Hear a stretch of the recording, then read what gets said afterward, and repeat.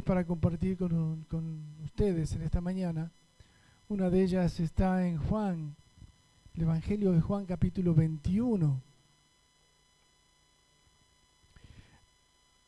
A partir del capítulo 20 habla de la resurrección de nuestro Señor Jesucristo. Y el Señor Jesús se le fue apareciendo a sus discípulos. Y en la primera instancia que Él se aparece, ellos no podían creer que era Jesús, a pesar de que había sido anunciado que Él iba a resucitar y que iba a estar con nosotros nuevamente. Pero había dudas, como pueden haberlas en muchas personas, que creen en el Señor Jesús pero dudan que Él esté. Que creen en el Señor Jesús pero dudan que Él está por antemano de todas nuestras cosas, nuestros problemas, nuestras necesidades. Él está viendo tu problema y tu necesidad ahora mismo. Y es más, Él de antemano sabía que ibas a tener problemas. Entonces, este problema no lo tenemos nosotros, ya lo tenían los discípulos que habían estado con el Señor Jesús. Imagínese, usted estuvo con Jesús y después que se encuentra con Jesús, después de su muerte y su resurrección, duda que sea Jesús. Entonces en el capítulo 20, si no lo leamos, el Señor tiene que hacer algo como antemano para que ellos tengan convicción plena de que era Jesús. Dice el versículo 22 que Él sopló de su espíritu y recibieron el Espíritu Santo. Les abrió los ojos, como diciendo, era Jesús. Y muchas veces nosotros nos pasa que Dios sopla sobre nuestras vidas cuando estamos desconfiando o estamos necesitando una dosis de su presencia, diría yo así. No sé si está bien o está mal dicho, pero sí sé que a veces necesitamos que Dios sople sobre nuestras vidas para entender que Él está. ¿No es cierto? La mayoría sabe que yo estoy pasando una prueba de salud. Y muchas veces me vino al pensamiento, ¿estás o no, Señor? Y Él tuvo que soplar en mí para abrirme los ojos y hacerme ver que Él estaba. Y lo ha hecho a través de algún hermano que me dio una palabra de fe. No todas las palabras que a veces queremos animar a alguien le hace bien a la gente. A veces le hace más mal que bien. Pero sabemos que cuando Él sopla, eso nos hace bien. Es como que estábamos aturdidos y no entendíamos qué es lo que nos estaba pasando. Y Él sopló y inmediatamente nuestros ojos se abrieron, nuestros oídos se limpiaron, nuestra mente se acomoda en el lugar y en el espacio que corresponde. Y así es mi Jesús, que Él está. Él prometió enviar su Espíritu Santo para que esté con nosotros de vez en cuando. ¿Amén? No, todos los días. Si hoy te levantaste, ¿dónde está Jesús? Él, estoy aquí, dice Él. Estoy aquí, dice el Espíritu Santo. No te he abandonado ni te he dejado. Siempre estuve aquí. Amén. Capítulo 21 de Juan da un relato que es interesante.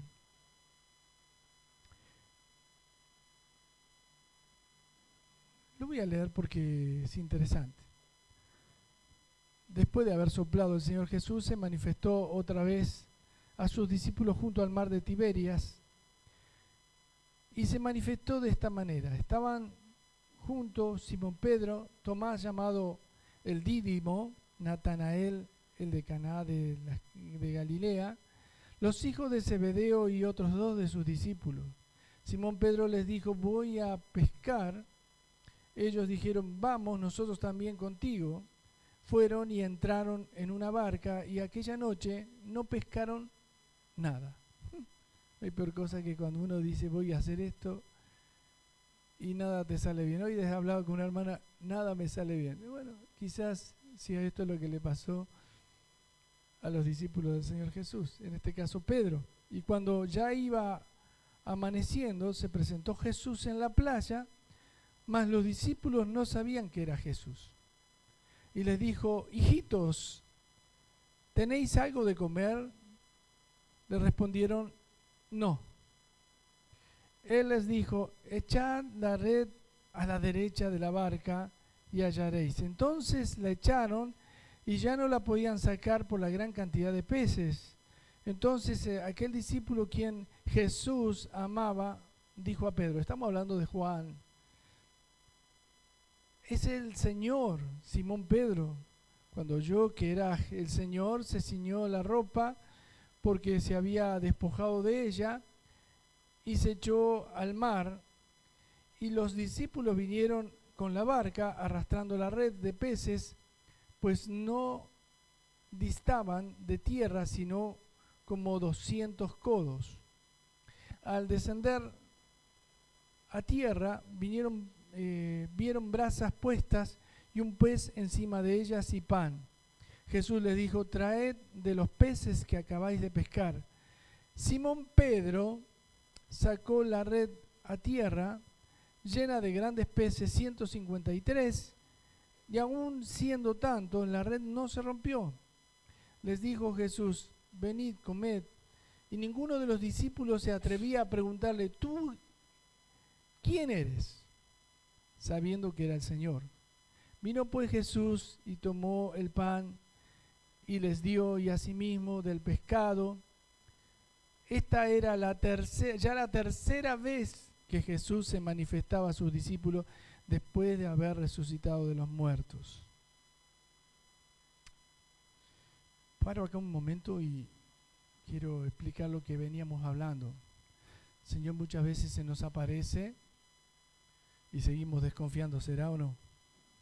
¿No te pasa que a veces estás pasando una prueba, una situación, y será que Dios tiene algo conmigo? ¿Será que está enojado conmigo? ¿Será que he hecho algo malo? ¿Será que...? Y empezamos con todos los será posibles porque no confiamos que Él estaba presente ahí y que Él quería que lo identifiquemos. Y hoy el Señor quiere que tú identifiques que Él está contigo y que si viniste hoy aquí es porque Él te ha invitado. Ah, pero yo puse en mi voluntad, por supuesto, pero el que te invitó fue el Señor. El que te dijo, si Dios quiere voy a estar. Sí, Dios quiere que vas a estar. Alguien me puso, si Dios quiere estoy el domingo y está, gracias al Señor. Porque Dios quiere que estés. Dios quiere que estés. Dios nunca va a dejar que sus hijos vivan una vida equivocada cuando Dios te está dando la posibilidad de tener una vida ordenada. Amén.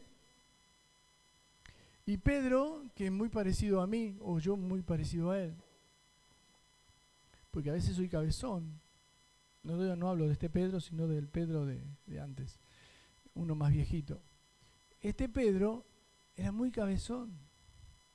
Había visto al Señor ya la tercera vez. Y si no fuera por Juan, que le dijo, es Jesús, él todavía estaría dudando y tratando, ¿quién me van a enseñar a mí a pescar si yo vengo con las barcas y ya esto lo sé? Que no me enseñe nadie más nada. Cosa que nos pasa muchas veces. ¿Qué me vas a enseñar vos de la palabra de Dios si yo la leo todos los días? Sí, lo puedes leer, pero aún un niño puede hablar a través del Espíritu Santo. Aún un pobre, un despojado, Dios te puede sorprender, porque Él está. Dios está. Diga conmigo, Dios está. No te dejó, Él siempre está. Y cuando Él está, cosas suceden.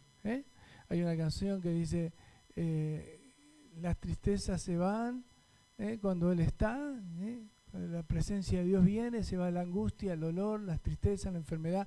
Todo se tiene que ir a aquello que no es propuesto de Dios. Amén. Y dice el próximo versículo 15, dice, cuando hubieron comido, Jesús dijo a Simón Pedro, la tenía con Simón porque Simón era el más cabezón. Simón, hijo de Jonás, ¿me amas más que a estos? Le respondió, sí, Señor, tú sabes que te amo.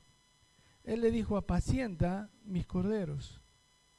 Volvió a decirle por segunda vez, Simón, hijo de Jonás, ¿me amas? Pedro respondió, sí, Señor, tú sabes que te amo. Le dijo, pastorea mis ovejas. Y le dijo la tercera vez, Simón, hijo de Jonás, ¿me amas? Pedro se entristeció de que le dijera la tercera vez, ¿me amas? Y le respondió, Señor, tú sabes todo. Tú sabes que te amo. Jesús le dijo, apacienta mis ovejas. Acá veo un paralelismo que 3 veces el Señor Jesús le preguntó a Pedro si le amaba, que fue como paralelo a 3 veces que él le negó, ¿no es cierto? Y también pongo un paralelo que es la tercera vez que se encontraba con el Señor Jesús. No sé nada de numerología, ni tampoco me interesa mucho, pero quiero decir que fueron 3 veces coincidentes que tenían que ver con que el Señor tenía que convencer a Pedro. Pedro era un hombre que le había negado al Señor Jesús 3 veces, y la palabra de Dios dice que aquel que me niega yo le negaré ante el Padre, y yo, si fuera por eso, le he negado muchas más veces que Pedro. Y seguramente que a alguno de ustedes le habrá pasado que muchas veces Dios le estaba hablando, le estaba proponiendo una persona para que le predique, o le estaba diciendo, ve a visitar a tal persona, y usted dijo, hoy no, otro día, no tengo ganas, no sé, voy a decir que no, en vez de decir que no tengo ganas, que me siento mal, o que no puedo, o que tengo otra cosa para hacer, pero en realidad no querías hacerlo. ¿No es cierto? El Evangelio es así. El Evangelio es una propuesta divina que nos lo da el Señor a todos. No lo da a algunos que son evangelistas o que tienen títulos ministeriales, sino que se lo da a todos, porque todos tenemos que evangelizar. De hecho, que Emmanuel, no es que él se convierte conmigo, nada que ver, pero un día fui a su negocio, no sabía quién era, pero el Señor me dijo, háblale de Jesús, y hoy está aquí. Amén. Gloria a Dios. Él ya era de Cristo, pero era el empujón que necesitaba quizás para responder a que el Señor le estaba llamando, o le estaba diciendo, o el Señor te estaba invitando. El Señor Jesús había invitado 3 veces a Pedro, le había dicho, me amas más que a todos estos, porque a veces la iglesia se constituye de una forma diferente, que el pastor necesita que la gente lo ame a él más que a Dios. Y termina siendo una especie de ídolo lamentable, porque, y no estoy hablando de nadie en especial, porque sus referencias se hacen más notables que la palabra de Dios. A veces hay pastores que les gustan contar muchas aventuras buenas como testimonios, y termina siendo que en vez de aplaudir a Dios, aplaudimos al pastor. Entonces el Señor le dice a Pedro, ¿me amas más que aquellos? Y Pedro fue genuino y le dijo, Señor, la tercera vez, tú sabes todas las cosas, tú sabes que te amo. Y esa es la sinceridad que Dios busca de nosotros. Que podamos decirle al Señor, yo te amo, Señor. Una canción que íbamos a cantar, después la postergamos, es esa canción que dice, te amo Dios. Es una canción que hay que leer la letra, hay que estudiarla, hay que profundizarla, porque no es una simple canción, es una declaración de lo que Dios realmente hace por nosotros. Y le dijo la tercera vez, si me amas, y cuando le dijo la tercera vez, él se entristeció y le dijo, tú sabes todas las cosas. Primera de Pedro, capítulo 5, refiere acerca de lo que aquí Dios le dice a Pedro. Entonces apacienta mis ovejas. Y una de las palabras, vamos a decir, índice de esto es apacentar. Yo como pastor, si estoy apacentando a alguien, en vez de traerle preocupación, le tengo que traer paz. ¿No es cierto? Y no porque tenga argumentos para decirlo, sino porque si Dios está conmigo, apacentar es derivado de paz. Yo tengo que transmitir la paz que hay en mí. Y a veces, cuando el hombre no puede transmitir paz, transmite otras cosas. Dudas, por ejemplo, miedos o cosas así. Y lo que acá la palabra de Dios le decía a Pedro, el Señor le decía, apacienta mis corderos, apacienta mis ovejas. Le está diciendo apacentar. Y acá responde la palabra y ya dicha por el propio Pedro, en esta carta dice: ruego a los ancianos que están entre vosotros, yo anciano también, ya era viejo, yo anciano también con ellos y testigo de los padecimientos de Cristo, que soy también participante de la gloria que será revelada. Bueno, capaz que acá hay un embrollo de palabras que algunas personas dicen, no sé qué quiso decir. El Señor acá a través de Pedro nos está transmitiendo paz y nos va a declarar esa paz de esta forma: apacentad la grey de Dios que está entre vosotros, cuidando de ella, no por fuerza, sino voluntariamente, no por ganancias deshonestas, sino con ánimo pronto, y no teniendo señorío sobre ellas que están en vuestro cuidado, sino siendo ejemplo de la grey. Y cuando aparezca el príncipe de los pastores, vosotros recibiréis la corona incorruptible de gloria. Yo quiero pasar a explicar un poquito por qué Pedro habla de esta manera. Y Pedro acá es como cuando nosotros hemos visto quizás alguna película o serie hablando de la historia de Pedro. Lo vemos a un Pedro que salió de todo el alboroto que él vio después de la muerte del Señor Jesús y entró en un alboroto peor, mayor, que sabía que seguir a Cristo tenía un precio y que seguramente por seguir a Cristo hasta pueda morir, cosa que fue. Él murió como un mártir por haber seguido o llevado el Evangelio desafiante a personas que no querían saber nada del Evangelio. Hoy pareciera que no queremos tener problema con alguien, entonces no le predicamos directamente. O si le hablamos, queremos quedar mejor con la persona que con Dios. Entonces ahí está el gran problema por el cual apacentar tenía que ver que la única paz que Dios puede dar, la da Dios, no la puede dar el hombre, ni siquiera con argumentos ni con fuerzas. Y aquí habla de comportamientos de pastores o de personas que cuidan a otros y dice, no por ganancias deshonestas, no por fuerza, no por manipuleo, y esas cosas, aunque parezcan tontas, existen dentro de la iglesia. Lamentablemente, aquí Pedro las tiene que resaltar para decir, bueno, no hay que hacer esto. Cuando nos juntamos con el Señor Jesús y le preguntamos al Señor, ¿qué ves de mí bien y mal? Y el Señor Jesús seguramente te va a decir, esto lo hiciste muy bien, pero esto yo no te lo pedí. Y a veces nos molesta que algo que nos sale bien, Dios no lo haya pedido. ¿No es cierto? Yo recuerdo hace unos años, había un testimonio de un hombre que predicaba el Evangelio, tenía la dificultad en una de las manos, y él resulta que conoce al Señor Jesús. Era violinista, tocaba muy bien el violín, pero no, después de ese accidente no pudo tocar más el violín. Y cuando llegó a Cristo,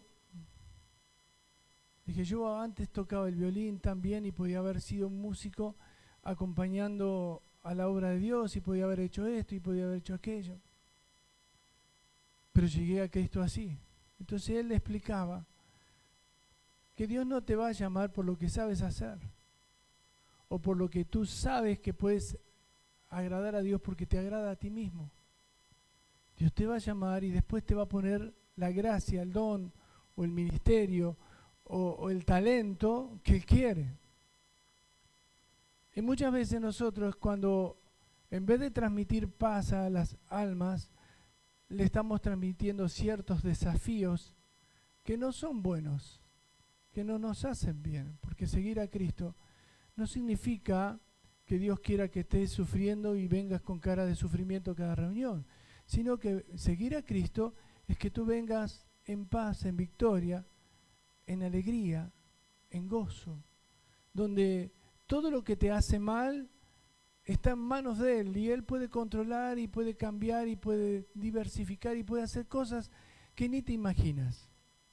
Y aquí veo que Pedro tenía que explicar esto, explicar que apacentar la grey, acá dice, no dice todo lo bueno que hay que hacer porque ya sabemos que algo bueno, acá la Biblia siempre nos va a decir lo que está mal, ¿no es cierto? Pero no tanto lo que está bien.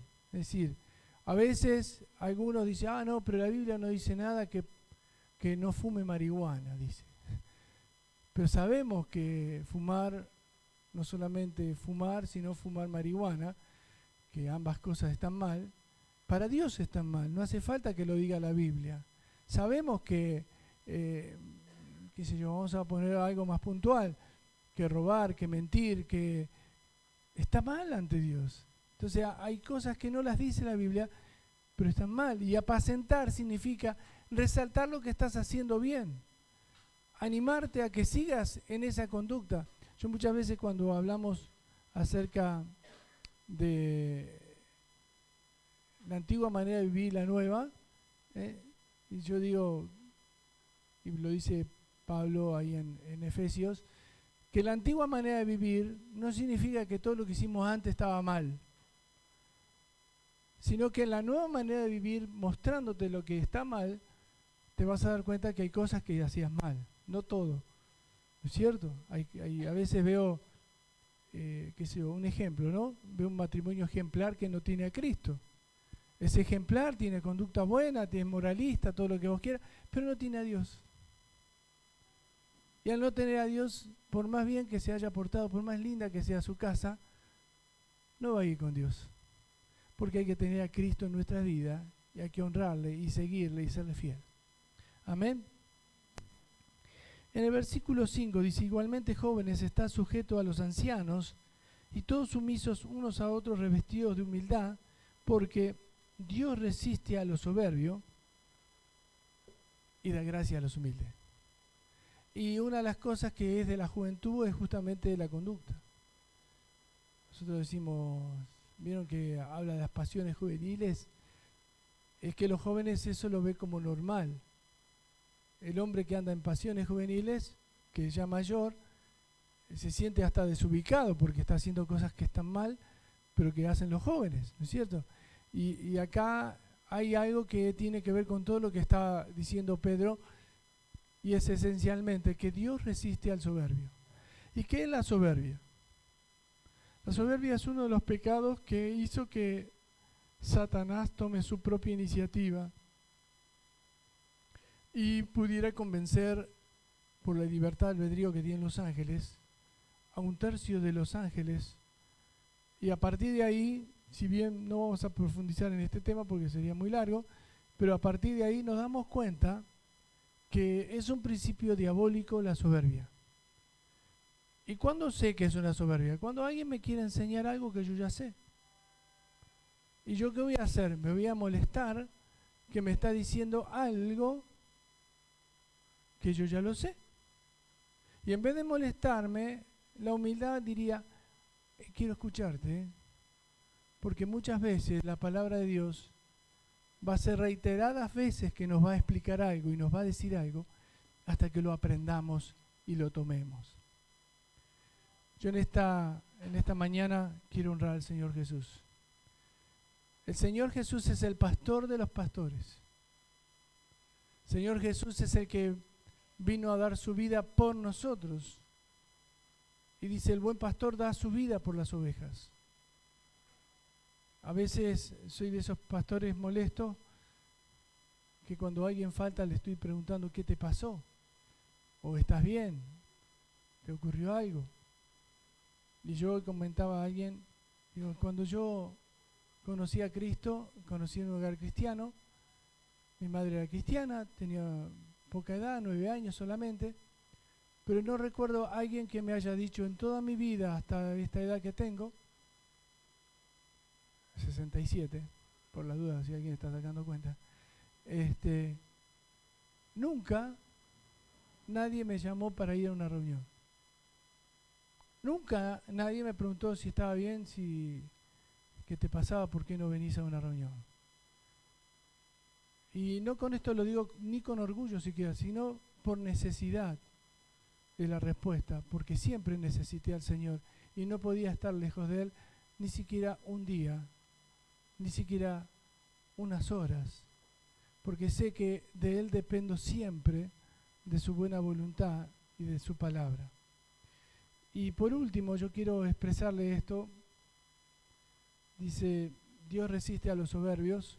Obviamente la soberbia de Satanás hizo que haya una separación, no solamente física entre Dios y los ángeles caídos junto con Satanás, sino que Dios muestra que resiste al hombre o a la mujer soberbia.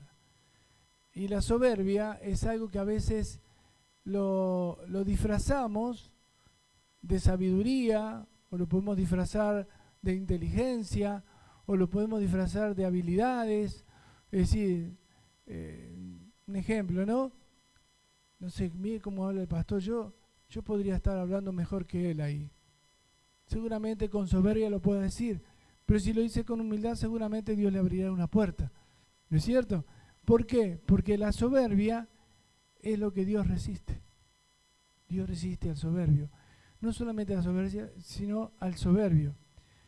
Y como decía recién, lo último, ya vamos a participar del pan y de la copa.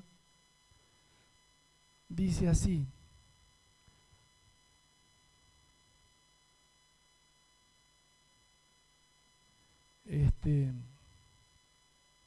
humillaos pues bajo la poderosa mano de Dios, para que cuando Él os exalte, cuando fuese tiempo, echando toda vuestra ansiedad sobre Él, porque Él tiene cuidado de vosotros. Sed pues sobrios y velad, porque vuestro adversario el diablo anda detrás de los soberbios, como león rugiente anda alrededor buscando a quien devorar, al cual resistid firmes en la fe, sabiendo que los mismos padecimientos se van cumpliendo en vuestros hermanos en todo el mundo. Mas el Dios de toda gracia, que nos llamó de su gloria eterna en Jesucristo, después que hayáis padecido un poco de tiempo, Él mismo os perfeccione, afirme, fortalezca y establezca. A Él sea la gloria y el imperio por los siglos de los siglos. Amén. A mí me gustan las palabras que acá usa Pedro, quiero decir, porque son necesarias, sabiendo cómo el Señor nos ve a nosotros. Yo hoy estoy hablando a la iglesia, no estoy predicando el evangelio a alguien que no tiene a Cristo, pero si no tiene a Cristo, seguro no entiende nada de lo que le estoy hablando. Seguro que le va a parecer una locura a veces tomar ciertas decisiones que toman los cristianos.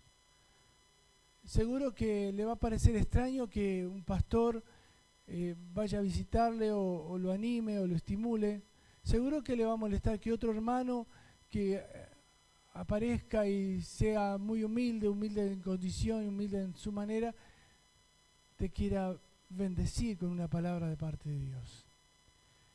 El que no tiene a Cristo no entiende estas cosas, porque lo dice Pablo también en Corintios, cuando dice que las cosas del Espíritu son para los espirituales, pero las cosas naturales o de la carne son para los carnales.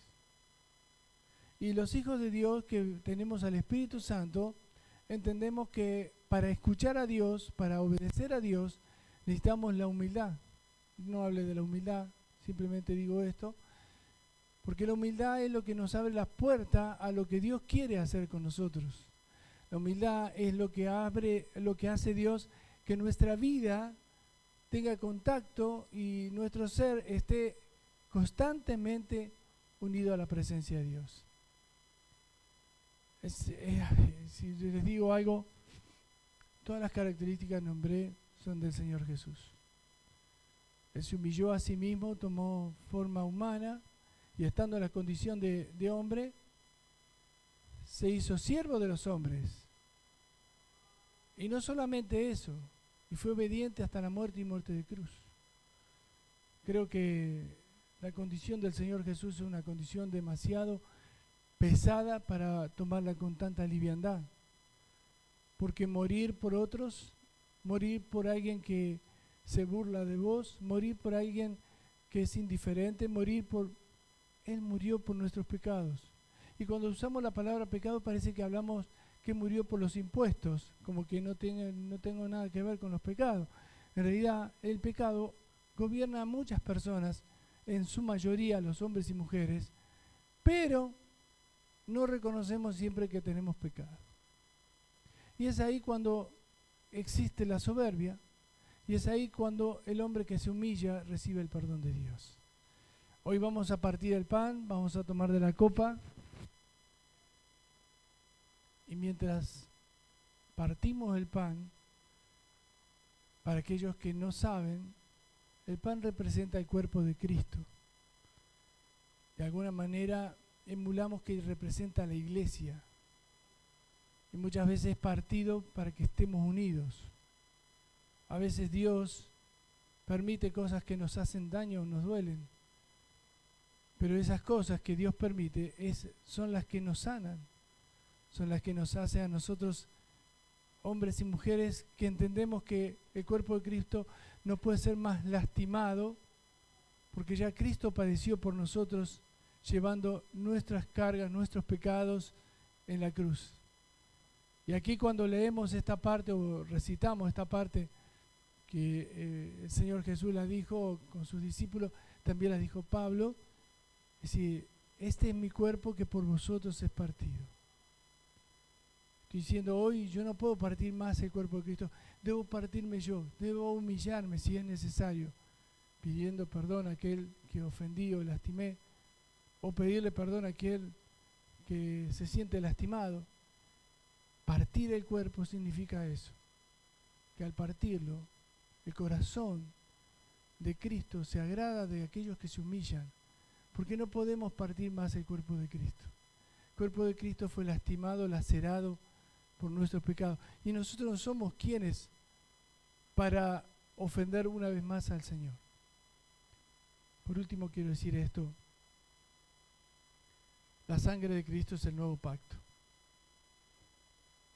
Es el pacto necesario para la salvación. Satanás creía que había vencido a Jesús, pero en realidad Jesús triunfante no decía lo que Satanás quería, sino que Jesús mismo derramó su sangre preciosa para que todos nosotros hoy encontrásemos la salvación por medio de este pacto. Por eso Cristo murió en la cruz por nuestros pecados, derramó su sangre preciosa como un nuevo pacto. Ya no tenemos que matar a un animalito. Cristo murió en lugar de todos ellos y de todos los que podamos tratar de matar. Ya no hay otro pacto. Es el único pacto que debemos cumplir, obedecer y honrar. Así que cuando tomes del pan y lo partas, quizás lo compartas con alguien, está bien. Recuerda que es mejor humillarse y pedir perdón que mantener distancia, porque ahí estaríamos rompiendo el cuerpo de Cristo. Es mejor romper nuestro cuerpo y nuestra, como diríamos nosotros, nuestro orgullo, ¿no? Es decir, perdóname, esto no me caía bien, o no me cae bien tal cosa, pero yo quiero estar en paz con el Señor. Y cuando tomemos de la copa, no pensemos que es una bebida, pensemos que es la sangre de Cristo. Acá no vamos a hacer transustanciación, sino que es un ejemplo, es un símbolo de la sangre de Cristo, que fue derramada como pacto para que vos y yo seamos hijos de Dios, para que tengamos el mismo apellido del Espíritu, que es santo. Tenemos ese apellido. Somos los santos que dice Pablo. Él nos llamó santo por la sangre de Cristo. Así que cuando comas del pan y bebas de la copa, hacelo dignamente. Esa dignidad solamente se ve reflejada en nuestra relación con Dios, que si había algo que estaba mal, ya lo resolví. Él me perdonó esos pecados. Él me limpió. Entonces tengo que honrar a otros, bendecir a otros y participar con alegría y con paz. Amén. Antes de invitar a tomar el pan y la copa, quiero orar por ustedes.